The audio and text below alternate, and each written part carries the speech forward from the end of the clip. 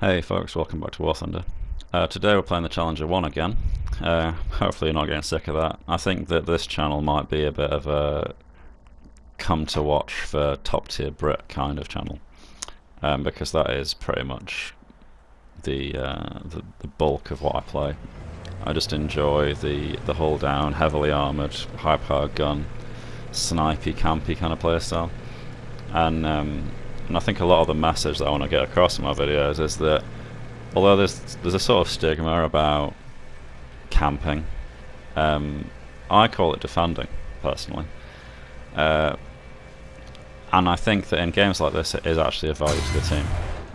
But we'll come back to that. So we spotted a leopard 2. The very first thing I did when I joined the game was head towards a spot I can view the enemy spawn from. That's where the tanks are going to be coming from. That's where you want to get shots on. You want to wipe out as many of them as early on, as fast as possible. Ranged an area to speed up the engagement process if something did happen to cross that path. The Leopard 2 did.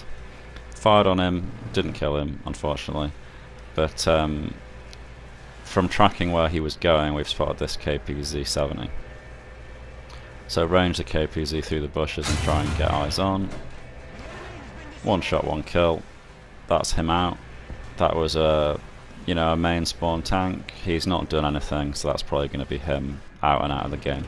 So sniping, it does work. That's one guy completely done. He's gone. That's a pure point advantage to our team.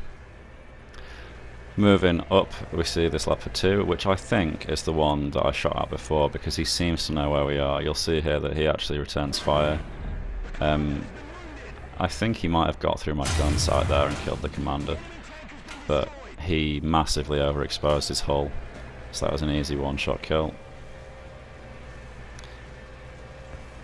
Just scanning, I saw a missile heading up in this direction, so you want to take as much info as you can and work on it, work from it. So if you see shots that are passing your line of sight, then you want to follow them to see where they're going or where they're coming from. For me, they were coming from the right and going left, so I was assuming they were being fired by a friendly at a target further to the left of that Leopard 2. Unfortunately, we couldn't see anything at the time, so I'm going to repair my roof gun that was damaged when the commander was killed, and I'm just going to push forward a bit to further check left on this hill. And sure enough, we see two tanks here. Now, I think the left one is a Leopard 1. Can't quite see what the right one is. In retrospect, I should have probably gone for the right one first because he now backs off into cover. And you can just about make out that it was a Leopard 2, but it's immaterial. We've got 3 kills. Hopefully they're all gone and out now. I'm just ranging this bush now because it looked like he might still be sat behind it and not have completely gone back into cover. And I fire there because I actually get a laser readout, even though I should be getting, it should be maxing out. But I think I might have actually just perfectly lined the laser up on part of that bush's actual core structure. So it was actually registering it as an object, because usually bushes just don't count for anything and you can laser right through them, as you saw on that KPZ earlier. But yeah, so I'm a bit exposed here. From that raised position the hull is visible, so I just want to roll back to this berm so that if anyone's up there and I don't see them, they can't kill me. But anyway, now that we've got some downtime, I'll go back to that original point about the stigma of camping, in inverted commas. I think it comes from games like Battlefield, for example, where people will... There's a certain satisfaction in killing a target at long range, and people will purposely put themselves away from the battle to increase that distance just so that when they get a kill it's like, oh yeah, it feels good to get a shot at long range and actually kill someone. But it isn't of use to the team because it's incredibly hard to do. And what is this guy doing? Also, that thing just there where I aimed with binos and spammed the gun, but then I went back to the gun so before the gun was slaved on target. Hate it when the gun stops rotating when you do that. It seems to happen on and off at random, and it's so fucking irritating. But anyway, yeah, the Battlefield thing. When people run off somewhere miles away to snipe in Battlefield, it actually is useless to the team, because you know, people are small, they can hide in the little tiniest areas, they can go prone, they can change the size of their silhouette. You know, it's easy for them to dodge, and they know they're under fire instantly, they can move out of the way, blah blah blah blah blah. In this game, it's very easy at this tier to kill a tank at 3 kilometers with the kind of gun that you've got on this thing. It doesn't matter if they're moving, it doesn't matter if they're like angled, because you can just basically carve through them anywhere. They can't change the size of their silhouette apart from by rotating, and if you're hull down they can't even really hurt you. So you actually can help the team, and this game as well especially, you get these map pings. Like camping and sniping, it might seem pretty dull and boring to someone that's watching it, but for the person that's doing it, it's a constant like mind game with everyone and everything. Right now you can see that ping on the map in I think it might be G5 and 6, like right on the 5 and 6 line. I'm looking over there because if I see the target, I'll be able to kill it from here really easily. Like, it's just going to be a case of pressing R to get the range. Like right now, look. I thought that the layers from before might be okay, but it turns out it wasn't. So I adjust for it. Kill him on the second shot. You know, it's the easiest thing ever. That wasn't even long range for this tank. I don't consider something a hard shot until they get beyond 2.5 kilometers. But I've got kills on moving targets at over 3 kilometers before with this thing.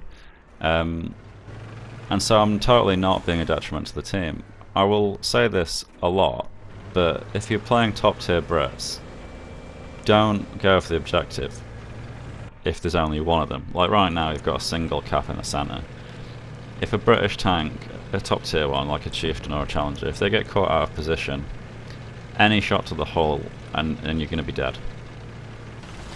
You're completely full of ammunition. It's super easy to ammo rack you, and you don't have the same mobility as another tank at that tier. So it isn't worth risking your life to go and get an objective where the chances of you actually pulling it off are really quite slim. It pays more to find a spot that's advantageous to your vehicle and just exploit it. If you're hull down, there are very few vehicles in this game that can actually hurt you. That leopard got lucky killing my commander, but he wouldn't be able to damage me beyond that unless I pushed and exposed the hull. Anyway, back to the game for a bit. So we've got a friendly that's smoked up. He pinged a guy around A. So what do? We look over towards where the ping is. We centre the gun on the rough area, largely keep it still because the human eye's better at tracking movement. So if you are still, you'll find it easier to spot things that aren't still. Spotted the leopard 2, one shot and he's dead. And he was very close to the cap, and he was engaging an enemy.